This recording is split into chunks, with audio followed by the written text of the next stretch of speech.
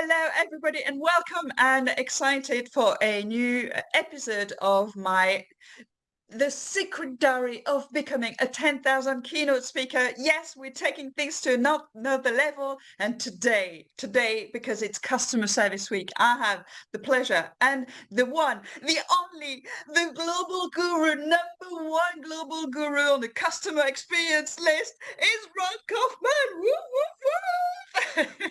Well, I'm as excited as you are because I get to spend time with you. Let's roll. Oh, how fabulous to have you. Thank you very much for joining. I mean, Ron, I've been a fan of yours for many years and being, you've always been supporting anything that I've been doing. So thank you for being doing those interviews. And I know you're just, so how long have you been speaking, Ron, really, as a public speaker? Well, if you ask my mother, she'd say he came out of the womb yakking up a storm already. But I would say that my actual speaking with groups, like it's the thing that I do, that was all the way back in high school when I was organizing the high school auction to raise money. And then I was on the ultimate Frisbee team and we all went to college and started our Frisbee team. I was the captain of the Frisbee team. And then I started doing festivals and tournaments and players associations and ended up in the Rose Bowl holding the microphone with 65,000 people. And I'm the guy who knew everybody's name. I knew how all the games worked. And I was the one who was managing the energy of the crowd with the microphone. So long before I got into a professional domain, I had the privilege of being able to be a public speaker within the sports arena. Wow, fantastic. Wow. So really it's kind of, you've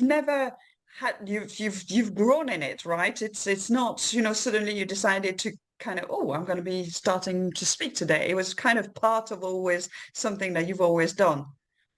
I left out that moment when I was in Boy Scouts, Troop 39, I was the troop cheerleader.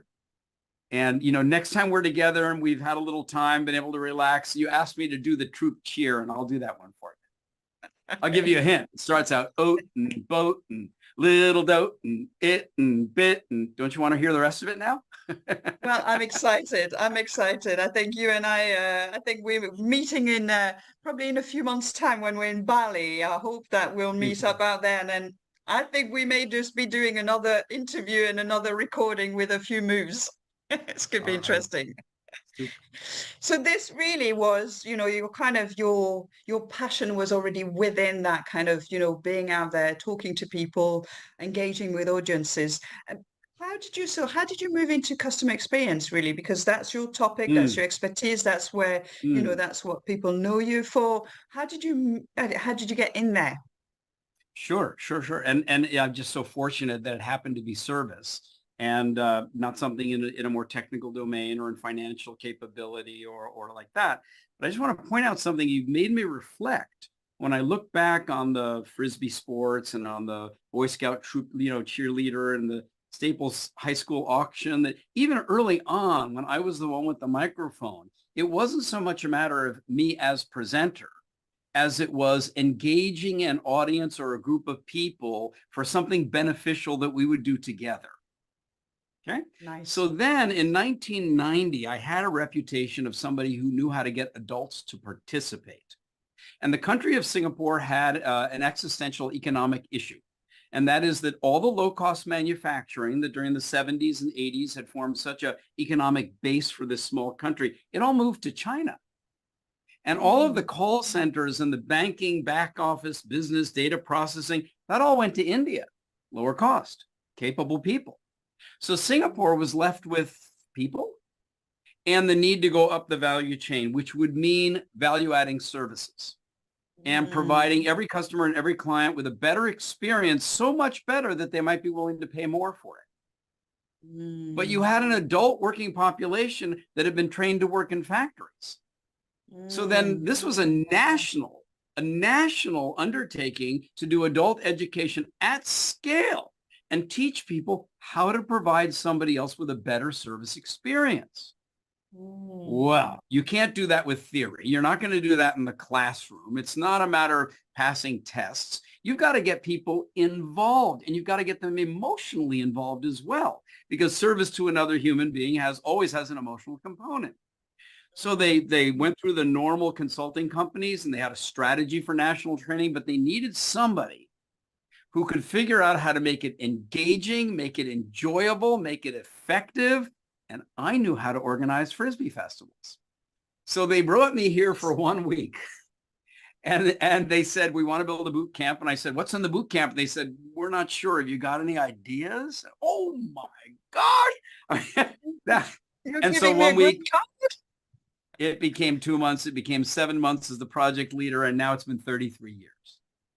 It's 33 years now you've been there. Wow. Wow, wow, wow. Amazing. I mean, I think and it also, I mean, Singapore is probably one of the most incredible city nowadays, right? You know, It is. people are flying all over the place to come and visit, but the living there is absolutely fabulous. I've heard that it is. I haven't been to Singapore yet, so that's my next kind of, it's on my to-do Come list for the on next. over.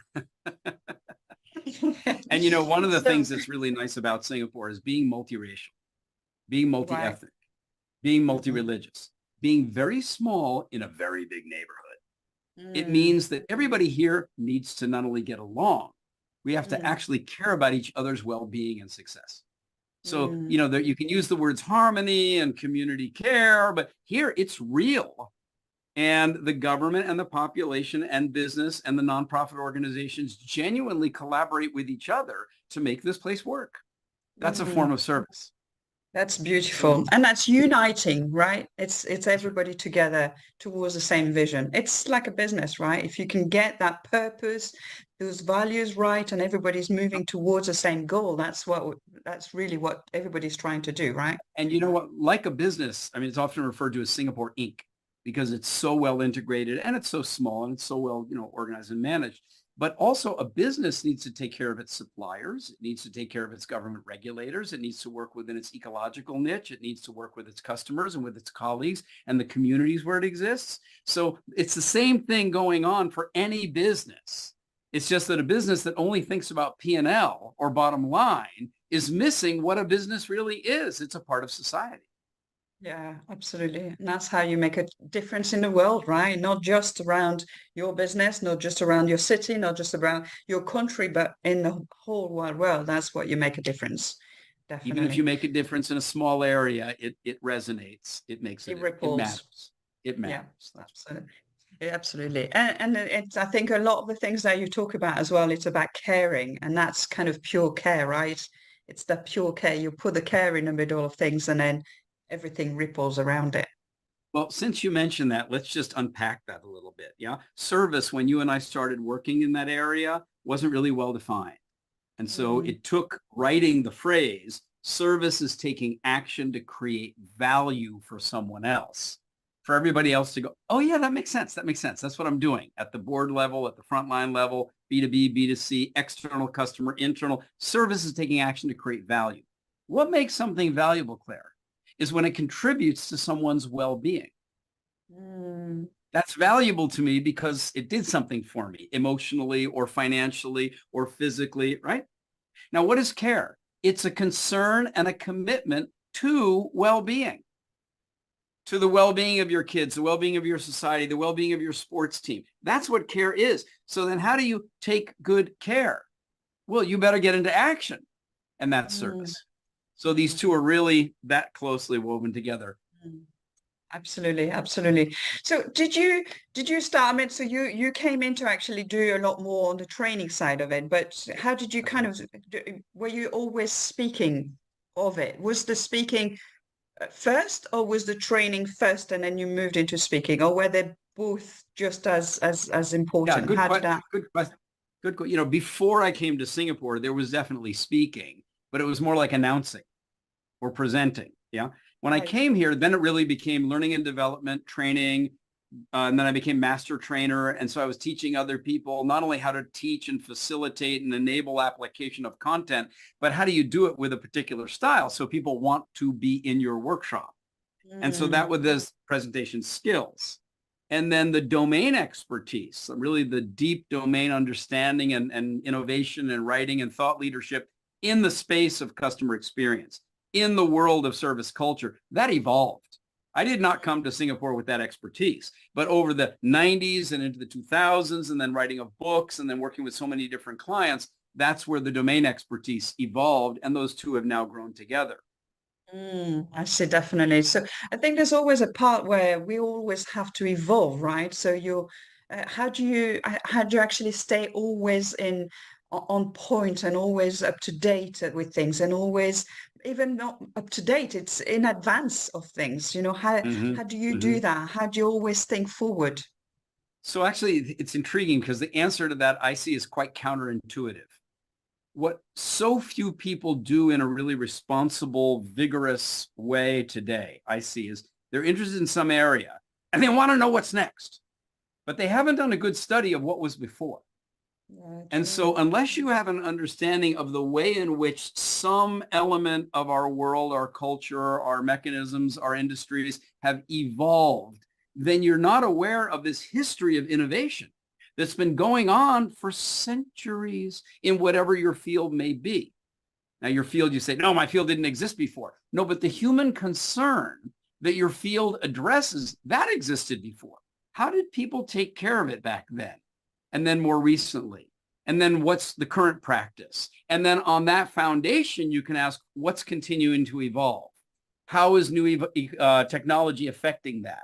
What new value is being created? What new issues or problems are being created? And then you're out at the forefront of innovation, looking at what's coming next, but you're doing it from a solid foundation of an Mm, entire discourse that's evolved over years. That makes you a far more proficient observer mhm. and potential innovator.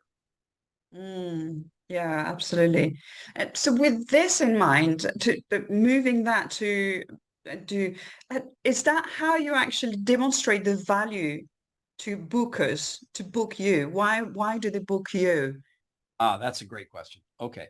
So you've kind of jumped to another area, which is when, why, and how do people who have a budget to hire a professional speaker, what are they looking for?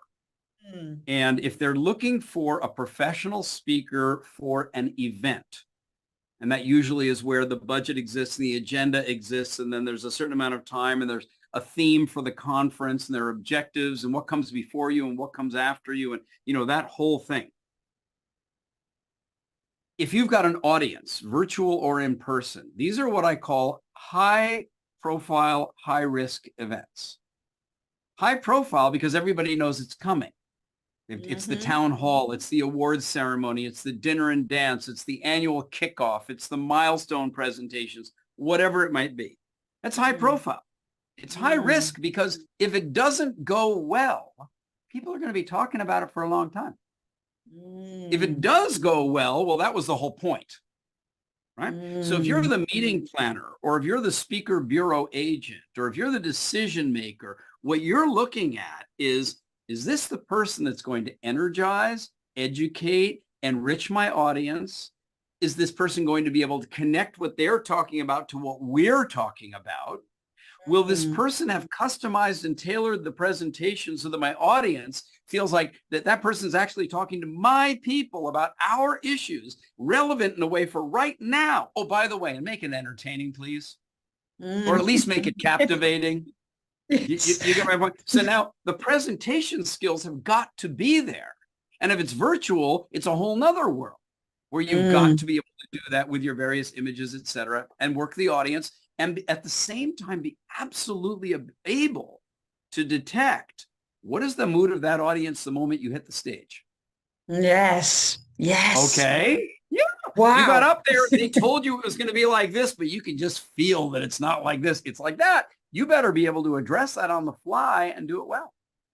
And being able to knowing how to shift that energy, right? I talk about energy a lot, but this is skills. This is no more than content and having a good script and having some good things. This is skills. How do you learn all those skills, Ron, over the years? What did you do to actually learn all those things? So, Yeah, very good. looking at people and feeling them, because that's what we Yeah. do. We feel them. Yeah, You just wonder with 500 people, do you really do? But you do, right?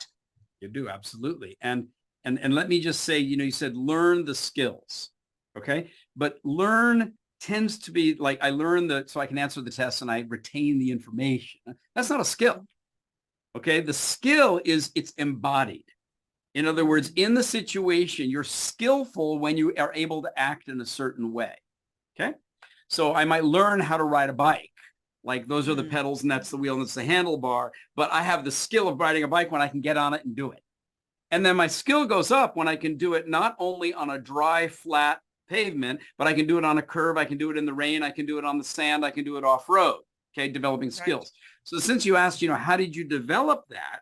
It's through experiences. And I'll tell you a very short story of one of my earliest experiences. So I'm in the Rose Bowl. It's in Pasadena, California, and it's the World Frisbee Championships. 65,000 people. It's hot. I'm the guy with the microphone. Okay. And I'm, ladies and gentlemen, all day long having a ball. And somebody comes and they slip on my clipboard, because I'm the guy with the mic, a little note that says Dodge van, license number ABC, dog inside, windows rolled up, driver needs to go immediately. Like the guy left his dog in the car and the dog's going to die. Okay. So I've got the mic. And I say to the audience, ladies and gentlemen, if you came here today in a Dodge van, license ABC, your canine friend would like to see you right now. So in other words, everybody got this was a serious situation. What I didn't anticipate is 65,000 people went, boo. And it was like a wave of darkness came down onto the field. Literally, people stopped and Frisbees dropped. Oh, and I've got the mic. Yeah. And I turn to the audience and I go, and how many of you came here today to have a really good time? And 65,000 people went, yeah. And we were back on track. Okay. Wow. For them, it was like bing, bing. For me, I became a better presenter. Wow. I had a physiological experience of exercising responsibility in a critical moment. Now, I can tell you where it showed up. I was in Dubai. I was on stage. I had 240 people in the audience, and there was an earthquake. And the screen behind me was going like this. Okay. Oh, my word. And I'm the only one that's got the mic. And it's a crowded room. And that particular room did not have good exits. And I was the one who immediately said, okay, everybody, we've got an earthquake situation. Please remain seated and stay calm. Fine, everybody followed instructions. Imagine if I hadn't done that quickly enough, somebody else, the whole place could have erupted. Somebody could have died. So every single person who's listening to this, in every opportunity that you have with any audience and anything that's going on, recognize it's not about you. It's not about, are they learning? Are they going to like you or not? How is your body evolving and developing to become a more proficient, more competent, responsible person holding the attention of an audience? And obviously in control, because you were in total control there of the audience as well. I would say I was in coordination with. Okay. But if you hadn't been in yourself confident and you've been able to ground yourself at this moment in time, not go into panic mode and freeze and fry, the freeze or flight mode, and actually keep yourself, that's also a skill, being able to adapt. I think, you said yourself, I think if you're a professional presenter, at least this is the way it is for me, the moment I'm on stage, there is no me, myself. I'm we. And I have a responsibility to narrate we, to interest we, to engage we, to thank we, to listen for we. If somebody says something and no other people don't agree, say, but isn't it great that he brought that up? So that each and every individual member that makes this collective we is being, in a sense, celebrated for just being there. Yeah, beautiful. Very beautiful. Very beautiful. One of the things that we always talk about between speakers and speaker associations, and one of the biggest challenges that speakers has, and I think in the pandemic, I don't know, maybe at a certain level, it's the challenges of negotiating fee. And I'll just come out with it. That's probably one of the biggest things that we have as speakers is valuing ourselves enough to know that we are worth that's what we can offer. Does that make sense, what I'm trying to say? Of course. I think every speaker, to some extent, may have some degree of what's called imposter syndrome. Right. Like, nobody goes to college to get a degree in professional speaking. Okay. Hence, our industry has created so many, certified speaking professional and global fellow and et cetera, and done a very good job in various associations of helping new speakers and young speakers and rising speakers and mid-career people who want to become professional speakers to learn how do you actually do that with your enterprise, with your ethics, with your eloquence, with, as you develop experience. And so if you're interested in the professional speaking career or the industry, I recommend to anybody listening to this, you find the Speakers Association in your area and start to attend some of the monthly meetings or the annual conventions. And there's even a virtual Speakers Association that exists with membership worldwide. So you can find these online and go check them out, because everybody in the speaking industry is committed to helping everybody else. That's part of it. Yeah. To the issue of negotiating fees, the fortunate news for me through so much of my career was I did so much in person. I mean, my passports are this thick. I had 100 flights a year, ridiculous. But it meant that I was limited by the fact that I have one physical body. I could either be there or not. And if I put you on my calendar, I couldn't be somewhere else. And so just that limitation of physical scarcity automatically, as the demand accumulates, allows you to raise your fee. So that's one Nice. level. Okay. And of course, then the question is, how do you get the demand? I mean, and that's the whole marketing side and expertise, et cetera. The other is that you become really good at what you do. Because if you have a high profile, high risk event and you're hiring a speaker, the biggest risk you could take as the meeting planner is to not pay enough to get a really good speaker. Because then what you're doing is you're saying, well, I saved a few $1,000s, but your risk just went up. Yes. And so if that really good speaker costs a little more, maybe that's actually the smart thing. Yes, absolutely. Yes, and that's kind of that piece about, the value of really booking a professional speakers. And, I think with the pandemic and, the virtual world, and there's been so much kind of changes in organizations and event organizers and how they look at events and things like that. And that is, if you reduce your risk of failure, you increase your engagement and you increase your event popularity, and social media amplify loyalty and all that kind of thing. That's pure customer service, right? That's right. Now, you just mentioned something really positive, which is there's a lot more that can be done to create value for a client than just the speech. So, for example, what are you providing to that audience, to that client, through that client, for the participants or the delegates before the event? What are they going to get to take home or take away because they were at the event? What value do you want to offer for what happens after the event? What kind of social media promotion of the fact that you're going to be at the event do you want to do that actually reflects a positive light on the client, not on you? And then do that on their behalf. So these kinds of things, there's so much more that a professional speaker is thinking about and can conceivably do for a client.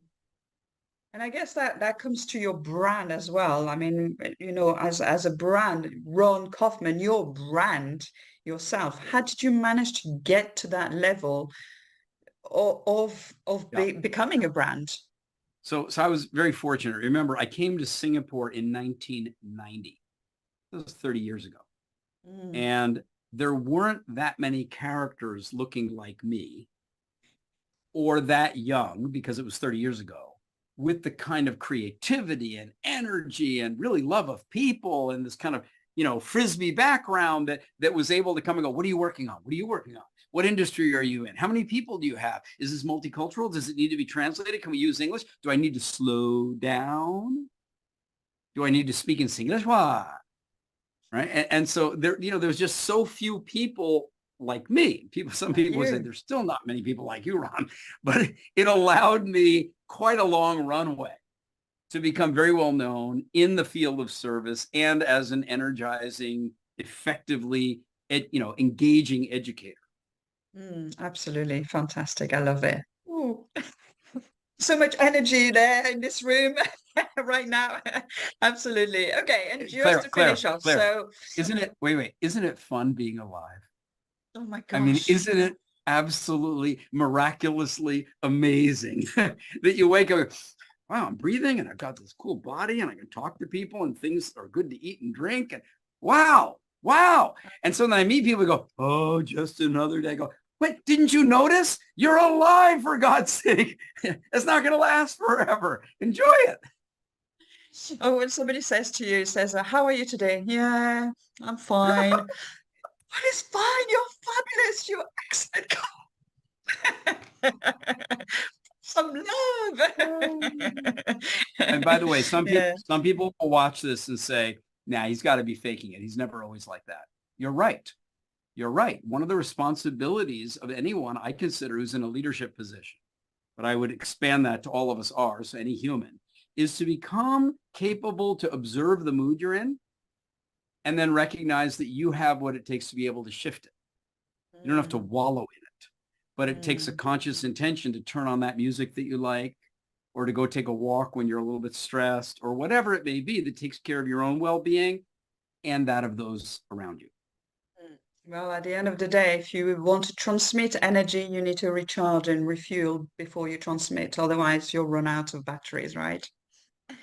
So, Ron, my 3 big takeaways. What would you say for anybody who's aspiring speakers who wants to go to that next level, and really kind of 3 things that they really should put on the top of their lists?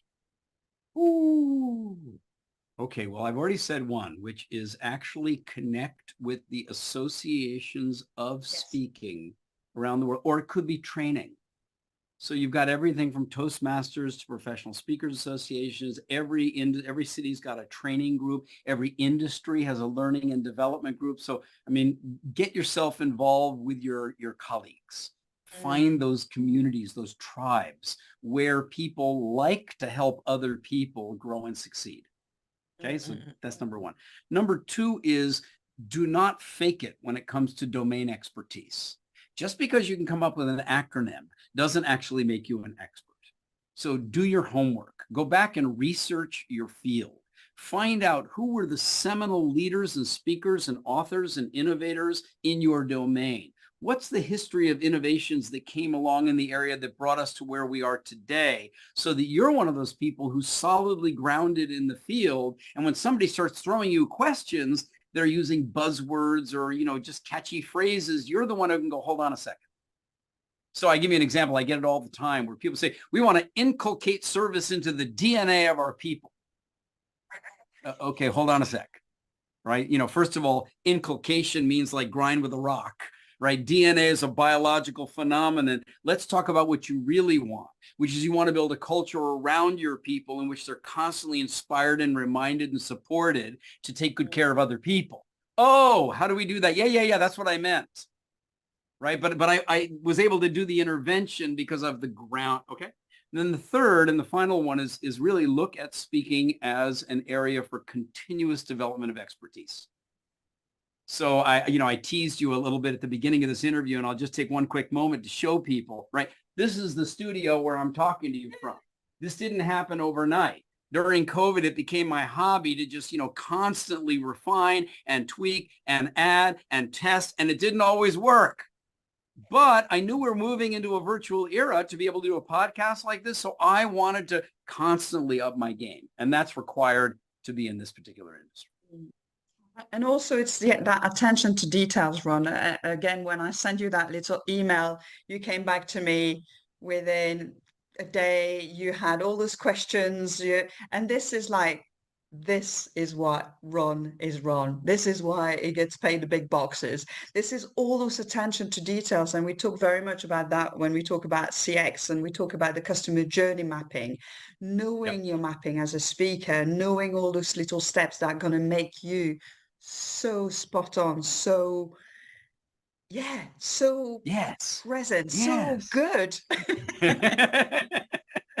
and that they say that guy or that gal or whoever it was so good. And they're not going, he or she was magnificent. They're going, that magnificence was perfect for us. Beautiful. That's where the value is really created. Beautiful. What a way to finish this interview, Ron. Thank you so, so much for sharing your passion, your energy, your love with us. And, so I'll put obviously all the details of Ron. Follow him. If you're in Singapore, get in touch with Ron because he's always around. And, I've heard there's been a wide parties around Singapore at some times. Oh, come on over and check it out for yourself. So I look forward to seeing you there, and let's celebrate Customer Service Week this week. Share some love for your internal customers, your external customers, your stakeholders, and everybody that, that united that we spoke right at the beginning, right? Nice. Very nice. Very nice. Thanks, Claire. Thank you. And to everybody who's enjoying this podcast, subscribe to her, like her, repost her, share her, and put your comment down below. Brilliant. Thank you so much. Bye for now.